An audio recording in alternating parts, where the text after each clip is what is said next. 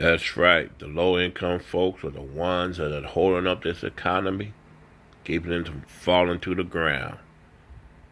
Roll tape. How important is the spectrum to this, especially when you are talking about antitrust and competition?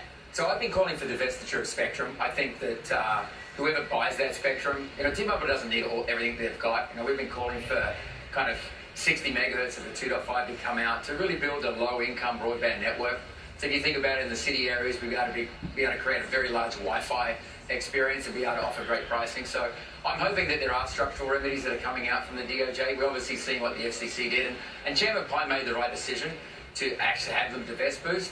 Obviously, we've got to see what those conditions are and the urban build-out, but I'm really hoping that the DOJ steps up and says, okay, divestiture of spectrum, part of it would be really important to the consumers. Is that spectrum make or break for you? No, it doesn't make or break it for us. I just think that it would be really good to create that fourth network. What an MVNO does is it creates like the fourth virtual network, and I think we need that. I don't know whether you necessarily need four networks, whether we need Sprint in play, but we definitely need to make sure that the fourth player, which is going to be this divested business, has the capacity to be able to compete.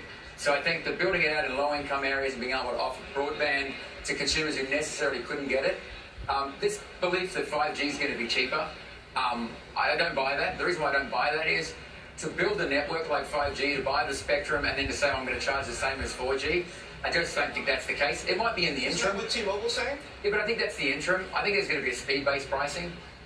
So the faster you get, the more you pay. Again, T-Mobile is saying they're going to fix pricing. I think they've said they're going to fix it for 3 years. I don't know about you guys. I plan to live longer than 3 years.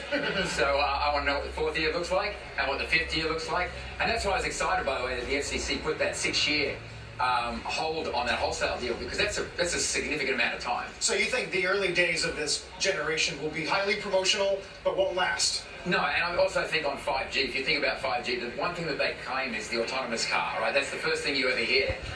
The average medium income for an American household is $60,000. The cost for an autonomous car, they're saying, is going to be $70,000 to $150,000. I'm pretty sure that the average American's not going down to the car lot right now putting their name down for an autonomous car.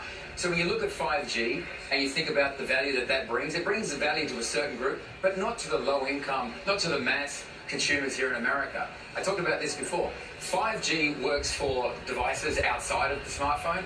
What more do you want from your phone right now than better coverage and cheaper pricing?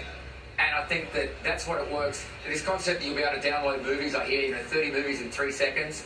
Well, the biggest problem you have with the low-income market is that they don't have cloud storage, right? So they're going to have to store those on their phones because they don't have the capacity to go out there and buy cloud storage. So I'm sitting back going, they have a bigger problem with their memory now. I mean, people don't realize this. The low-income consumers are using up their memory on their handsets to literally supply their photos and everything else. You make it sound like 5G will widen the digital divide rather than smooth it out. In my opinion, 4G is plenty enough for the consumers that are out there in the marketplace. And I do believe that 5G will have a role, but not in the next 3 to 4 years, and not for the average consumer.